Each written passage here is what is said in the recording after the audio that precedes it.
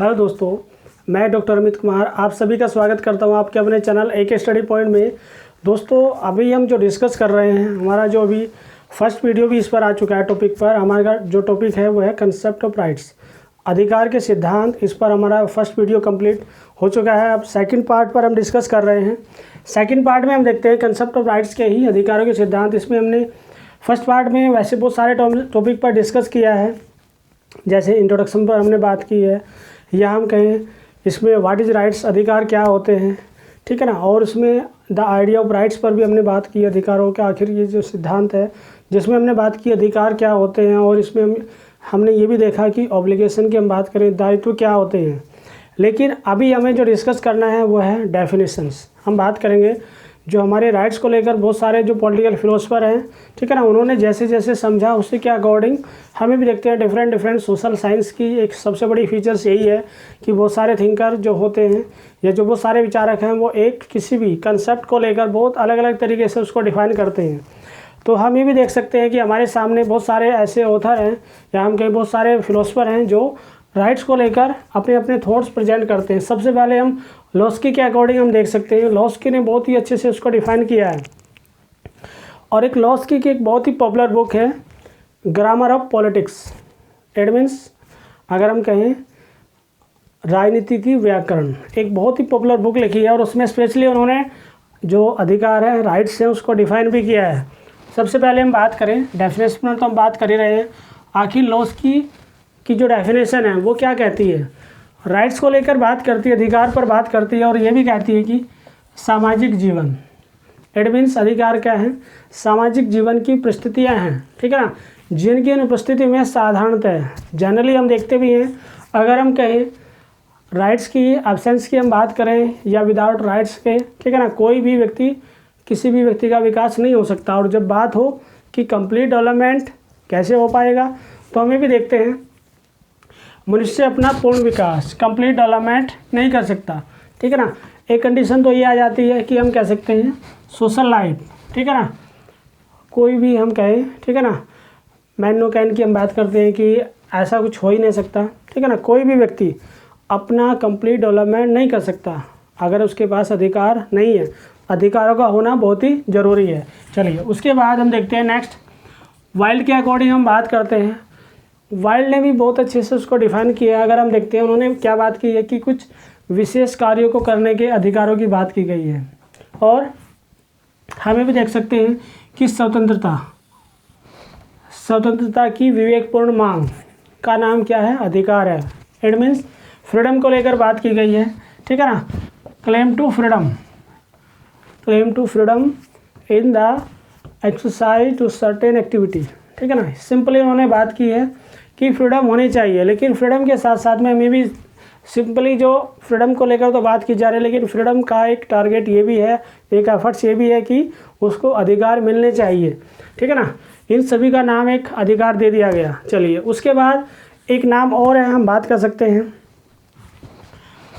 अगर हम देखें बार्कर के अकॉर्डिंग, बार्कर ने भी बहुत ही अच्छे से उसको डिफाइन किया है। बार्कर ने जो बात की है, सबसे पहले अधिकारों पर बात की है कि अधिकार राइट्स के साथ साथ में न्याय, और न्याय के साथ साथ में बात की है कानून। अगर हम देखें बार्कर राइट्स पर भी बात करता है, या हम ये भी कह सकते हैं, ठीक है ना, इट मीन्स अगर हम राइट्स की बात करें या राइट्स की प्रेजेंस की हम बात करते हैं, उपस्थिति तभी रह सकती है जब न्याय, it mean justice and law, दोनों का बैलेंस होना बहुत ही ज़रूरी है।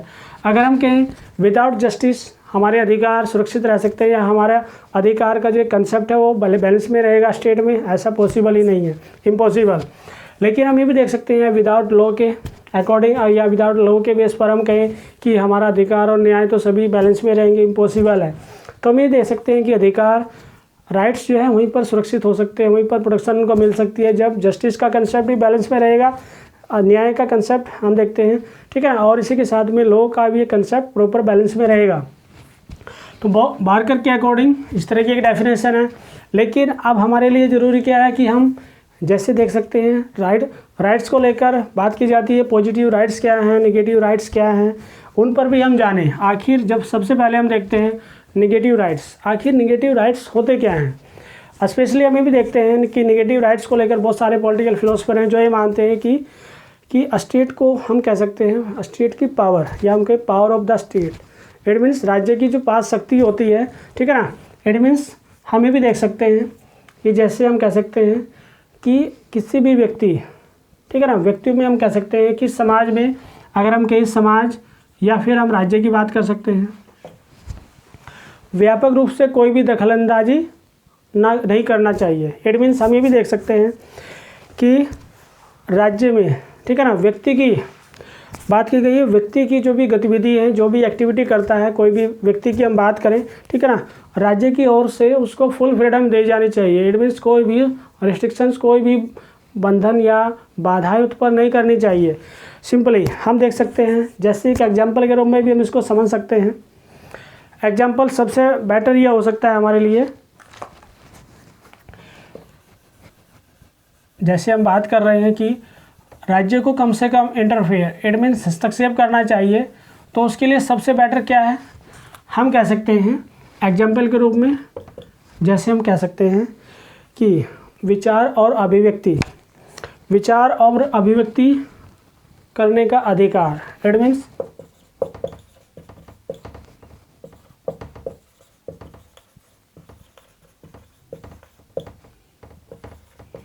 हम कह सकते हैं थॉट ऑफ एक्सप्रेशन, जिसको हम बोलते हैं, ठीक है ना। इट मीन्स अगर राज्य ज़्यादा रिस्ट्रिक्शन लगाएगा, रिस्ट्रिक्शंस क्रिएट करेगा, तो हम ये भी देख सकते हैं कि फिर क्या होगा, फिर तो दखल अंदाजी हो जाएगी ना। लेकिन हम ये भी देखते हैं कि दखल अंदाजी नहीं करता है तो उसको फुल फ्रीडम मिल जाएगी। और इसी के साथ में, ठीक है ना, ये कंडीशन तो ये बन गई यहाँ पर कि इस तरह का कोई भी इंटरफेयर नहीं करना चाहिए, उसको फुल फ्रीडम चाहिए, मिलनी चाहिए। जितनी ज़्यादा रिस्ट्रिक्शंस होगी, जितनी ज़्यादा बाधाएं उत्पन्न की जाएगी स्टेट के द्वारा, तो व्यक्ति के अधिकार उतने ही कम हो जाएंगे। लेकिन अब हम सेकंड पर बात करते हैं, पॉजिटिव राइट्स। पॉजिटिव राइट्स में हम देखते हैं, उसमें बात की गई है कि जो दूसरे लोगों, ठीक है ना, या राज्य पर अपना दायित्व थोपते हैं। इट मीन्स जैसे हम ये स्टेट से बहुत सारी एक्सपेक्टेशन करते हैं, ठीक है ना, और ये भी चाहते हैं कि राज्य से हमें बहुत सारी कुछ ना कुछ हेल्प मिले, या कुछ ना कुछ स्टेट हमारे लिए कुछ अच्छा करे। जैसे हम देखते हैं स्टेट से हमें क्या हो सकता है, अगर हम स्टेट के बारे में कुछ पॉजिटिव सोचें कि हमें स्टेट से बहुत सारी फैसिलिटी मिलनी चाहिए, हम ये भी कह सकते हैं राइट टू हेल्थ की हम बात कर सकते हैं। इट मीन चिकित्सा का अधिकार की हम बात कर सकते हैं। अगर थोड़ा सा इसका एग्जांपल भी हम देखें, हमें बहुत सारी एक्सपेक्टेशन होती है राज्य से। हम ये भी देख सकते हैं एम्प्लॉयमेंट की हम बात कर सकते हैं, रोजगार का, या राइट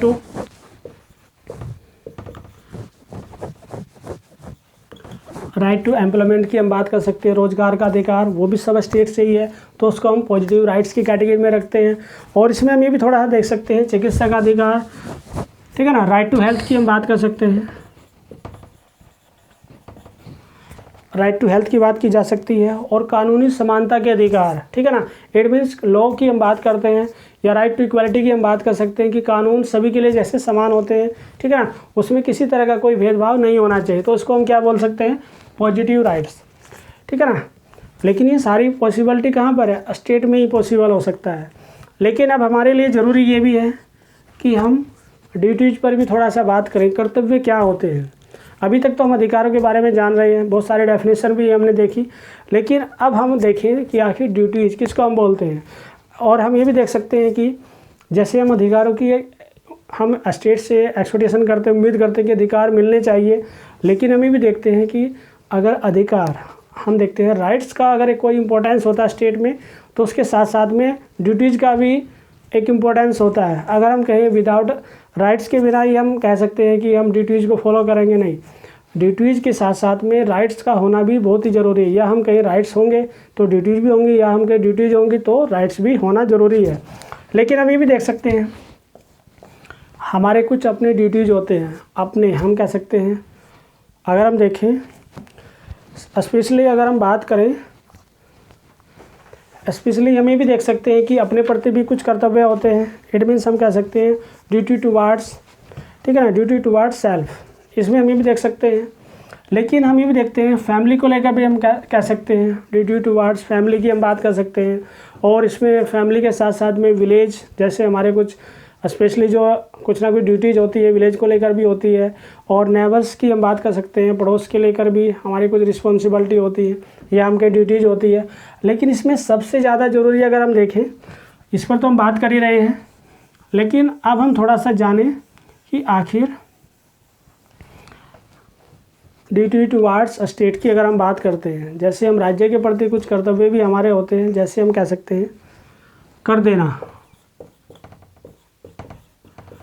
पेइंग टैक्सेस, पे करते हैं हम, टैक्स देते हैं, ठीक है ना, हमारे कुछ ड्यूटीज़ हैं। लेकिन इसी के साथ में हमें भी देखते हैं कानून का, इट मीन्स कॉन्स्टिट्यूशन की हम बात कर सकते हैं, संविधान का हम फॉलो करते हैं। जैसे हमारे जो अगर हम इंडियन कॉन्स्टिट्यूशन को भी हम बेस बनाते हैं तो उसमें भी देखते हैं 11 टाइप के हमारे पास फंडामेंटल ड्यूटीज़ हैं, ठीक है ना। लेकिन स्टार्टिंग में हम कहें कि जब हमारा कॉन्स्टिट्यूशन रिटन किया गया, लिखा गया, ठीक है ना, उस टाइम पर हमारे जो ड्यूटीज़ हैं वो डिसाइड नहीं कर पाए थे हम, लेकिन हमने बाद में फिर डिसाइड किया। लेकिन हम धीरे धीरे ये भी देखते हैं कुछ हमारे भी अपने स्पेशली ड्यूटीज़ हैं कि हमें नेशनल एंथम का रिस्पेक्ट करना चाहिए, नेशनल फ्लैग की हम बात कर सकते हैं, एनवायरनमेंट को हमें बैलेंस करने के लिए एफर्ट्स करना चाहिए, पब्लिक पैलेस को गंदा नहीं करना चाहिए, ठीक है ना, ये सारे एफर्ट्स हैं।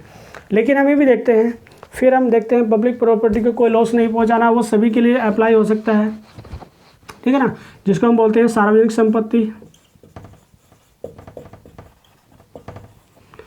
कॉन्स्टिट्यूशन की हम सभी के लिए बात कर सकते हैं,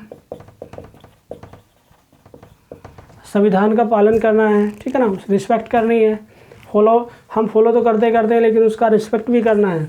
लेकिन अब हमारे लिए ज़रूरी क्या है कि हमने ड्यूटीज़ पर भी बात की है कि क्या कर्तव्य हो सकते हैं, किसको हम कर्तव्य कहते हैं, ठीक है ना, जिसके लिए गवर्नमेंट आपको फोर्स नहीं करती है, ठीक है ना, उसको हम ड्यूटीज़ की कैटेगरी में करते हैं, सिंपली रखते हैं। अब आते हैं नेक्स्ट, फॉर्म ऑफ राइट्स की हम बात कर सकते हैं कि अधिकारों के आखिर प्रकार क्या हैं, कितने तरह से हम अधिकारों को देखते हैं। जनरली हमें भी देखते हैं, वैसे तो हम इंडियन कॉन्स्टिट्यूशन को अगर हम बेस बनाते हैं, ठीक है ना, तो इंडियन कॉन्स्टिट्यूशन में हम देखते हैं, इंडियन कॉन्स्टिट्यूशन में हमें 6 टाइप के फंडामेंटल राइट्स हम देख पाते हैं, ठीक है ना। लेकिन अब हमारे लिए ज़रूरी है कि अगर हम थोड़ा सा कंसेप्ट ऑफ राइट्स के बेस पर इसको थोड़ा सा इसका क्लासिफिकेशन करें तो उसको हम 5 टाइप से देख पाते हैं। फर्स्ट की हम बात करें सिटीजन राइट्स, आखिर नागरिक अधिकार हम कहते किसको हैं, ठीक है ना। हमें भी देख सकते हैं कि सिटीजन राइट्स को लेकर काफ़ी लंबे समय से, ठीक है ना, ऐसा नहीं है कि सिटीजन्स की जो राइट्स हैं वो होने चाहिए, ठीक है ना, उसके लिए कोई एफर्ट्स ही नहीं किया गया, सडनली अचानक इंस्टेंट सब कुछ हो गया, ये तो हम नहीं कह सकते। लेकिन अगर हम थोड़ा सा देखें, ठीक है ना, सबसे पहले हम बात कर सकते हैं यूएस से, रिटर्न में हम कह सकते हैं, अगर रिटर्न में सबसे पहले लिखित रूप में अगर किसी ने बात की तो यूएस से, ठीक है ना। और हम ये भी देख सकते हैं सबसे पहले इस तरह के एफर्ट्स किए जाते हैं यूएसए के द्वारा किए जाते हैं, या फिर हम अफ्रीका की बात कर सकते हैं, ठीक है ना, या हम कहीं यूएसए पीपल्स की हम बात कर सकते हैं, अफ्रीकन पीपल्स की हम बात कर सकते हैं, जिन्होंने सबसे पहले, ठीक है ना, क्या डिमांड की कि सिटीजन्स के राइट्स होने चाहिए। लेकिन हमें भी देखते हैं कि इक्वालिटी को लेकर, ठीक है ना, इक्वालिटी होनी चाहिए, ठीक है ना, उसके लिए एफर्ट्स भी किया, बहुत सारा स्ट्रगल किया जाता है, ठीक है ना, तो उसी को हम जोड़ सकते हैं। लेकिन हमें भी देख सकते हैं कि किसी व्यक्ति के पास जो भी कानून अधिकार हम कहें, कोई भी लीगल राइट्स की हम बात कर सकते हैं, कोई भी, ठीक है ना, लेकिन उसमें हम सबसे टॉप पर अगर हम रखते हैं, इसलिए हमने क्या किया, फर्स्ट को हमने सिटीजन राइट्स से ही हम स्टार्टिंग कर रहे हैं, ठीक है ना। तो सबसे टॉप पर अगर हम कहते हैं, ठीक है ना, जैसे हमें देखते हैं फर्स्ट प्रायोरिटी हम किसको देते हैं, तो सबसे पहले सिविल राइट्स का होना बहुत ही ज़रूरी है। इट मीन्स हम कह सकते हैं कि उसको जो बेसिक हम कहते हैं राइट्स की अगर बेसिक फाउंडेशन जो है या नींव जिसको हम मानते हैं, ठीक है ना, वो क्या है, वो सिटीजन राइट्स ही हैं, ठीक है ना। तो सभी को एक जैसे अधिकार भी मिलने ज़रूरी है, ऐसा नहीं है कि अलग कम्युनिटी के पास अलग राइट्स होंगे, सेकंड कम्युनिटी उसके पास अलग होगी, थर्ड कम्युनिटी, फोर्थ कम्युनिटी अलग अलग। जैसे हम देखते हैं बहुत सारी सोसाइटी में या बहुत सारे स्टेट में अलग अलग कास्ट सिस्टम भी हम देखते हैं, क्लास सिस्टम भी देखते हैं। लेकिन उसको लेकर जब हम बात करते हैं सिटीजन राइट्स, अगर कोई किसी भी कंट्री का सिटीजन है तो उसको एक जैसे अधिकार मिलने चाहिए, ये बात हम कर सकते हैं सिटीजन राइट्स को लेकर। लेकिन हम उसके बाद सेकंड पर हम बात करते हैं सोशल राइट्स, ठीक है ना। आखिर सोशल राइट्स सामाजिक अधिकार होते क्या हैं, हम देख सकते हैं। जैसे सोशल राइट्स हम किसको कह सकते हैं, जैसे हम रेसिज्म को लेकर हम कहें, ठीक है ना, कलर, जेंडर, रिलीजन, कास्ट, ठीक है ना, या फिर हम फिजिकल हैंडीकैप की अगर हम बात कर सकते हैं, ठीक है ना, किसी भी तरह का, ठीक है ना, हम कह सकते हैं इनके बेस पर हम कहें, ठीक है ना, उनको एक्सेप्ट नहीं किया जाना चाहिए। इट मीन्स हम कह सकते हैं समाज में कोई भी किसी भी धर्म का व्यक्ति है, ठीक है ना, मेल है या फीमेल है, ठीक है ना, हैंडीकैप पर्सन है या नहीं भी है, ठीक है ना, और इसके साथ में हमें भी देखते हैं ब्लैक है उसका कलर या वाइट है, उसको बेस बना करके, ठीक है ना, उसको अधिकार उसको मना नहीं किया जा सकते। बहुत सारे हमारे पॉलिटिकल फिलोसफर भी हैं जो इस बात पर एग्री हैं कि किसी भी स्टेट, कोई भी राज्य हो या कोई भी सोसाइटी हो, ये कहकर उसको मना नहीं कर सकता कि तुम्हें सोशल राइट्स नहीं दिए जा सकते। किस बेस पर? कि तुम ब्लैक हो, तुम्हारा कलर ब्लैक है या तुम्हारा कलर वाइट है, ठीक है ना, या फिर हम कह सकते हैं नस्ल के आधार पर, कलर के आधार पर, मेल है या फीमेल है, या आप फीमेल हो तो आपको अधिकार नहीं मिलेंगे। इस आधार पर अधिकारों को देने से मना नहीं किया जा सकता। सभी के जैसे अधिकार मिलने चाहिए। चलिए, ये तो हो गया सामाजिक अधिकार। अब आते हैं नेक्स्ट, लीगल राइट्स की हम बात करते हैं। आखिर कानूनी अधिकार हम किसको कहते हैं? जनरली हम ये भी देखते हैं, इंडियन कॉन्स्टिट्यूशन को अगर हम बेस बनाते हैं तो आर्टिकल 14 में हम इजीली देख पाते हैं, ठीक है ना, कि कानून सभी के लिए समान है, ठीक है ना। लेकिन अब ज़रूरी क्या है? ज़रूरी ये भी है कि हम बात कर सकते हैं कानूनी कर्तव्य से इसका जुड़ाव होना चाहिए। इट मीन्स कानून जब भी बनाए जाते हैं, इट मीन्स जब हम देखते हैं लॉ मेकिंग इंडिया का, अगर हम कहें law making process in India, Bharat में कानून निर्माण की प्रक्रिया क्या है? हम सभी कानून बनाते हैं या कोई स्पेशल जो कैटेगरी है वो कानून बनाती है? ये ज़रूरी है हमारे लिए जाने। लेकिन हम ये भी देख पाते हैं कि जैसे हमारे जो भी ऑफिसर्स होते हैं, या हम अगर थोड़ा सा पार्लियामेंट के सिस्टम से हम देखें, ठीक है ना, उसमें हम ये भी देख पाते हैं कि हमने उसको जो गवर्नमेंट के अलग अलग 3 पार्ट्स की हम बात कर सकते हैं। लेजिस्लेटिव का काम क्या है? कानून को बनाना है। लेकिन उसमें हम ये भी देखते हैं कि कानून जो भी स्पेशली जो हम देखते हैं, जिनको हम अपना रिप्रेजेंटेटिव इलेक्ट करवाते हैं या चुनते हैं, सेलेक्ट करते हैं उनको, ठीक है ना, उन सभी के पास स्पेशली ये राइट्स हम ट्रांसफ़र कर देते हैं।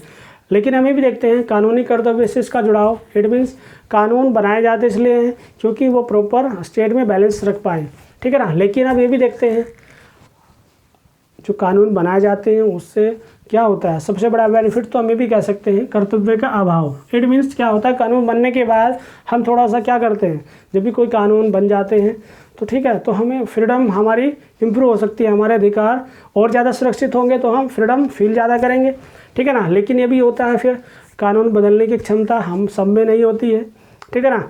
जनरली हम ये भी देखते हैं कि जब ज़्यादा विरोध होता है तो कानून को बदलने की आवश्यकता होती है। हमारा जुडिशरी, हम किसी भी कंट्री में देख सकते हैं जो जुडिशरी होती है, जुडिशरी सिस्टम, वही कुछ उसमें चेंज कर सकता है अगर लगता है, ठीक है ना। और ये भी हो सकता है कि कानून की स्थिति में कुछ ना कुछ बदलाव होने की स्थिति में भी, ठीक है ना, हमें लगता है कि कुछ बदलने की आवश्यकता है, ठीक है ना। जब इनसिक्योरिटी फील होगी तो हम उसमें बदलाव के लिए एफर्ट्स करेंगे। तो हम कह सकते हैं कि कानून जो अधिकार है वो सभी के लिए एक जैसे होने चाहिए, ठीक है ना।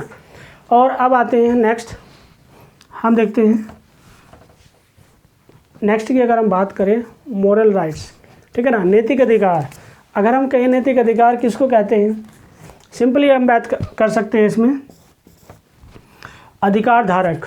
इट मीन्स राइट होल्डर्स की हम बात करेंगे। Right holder,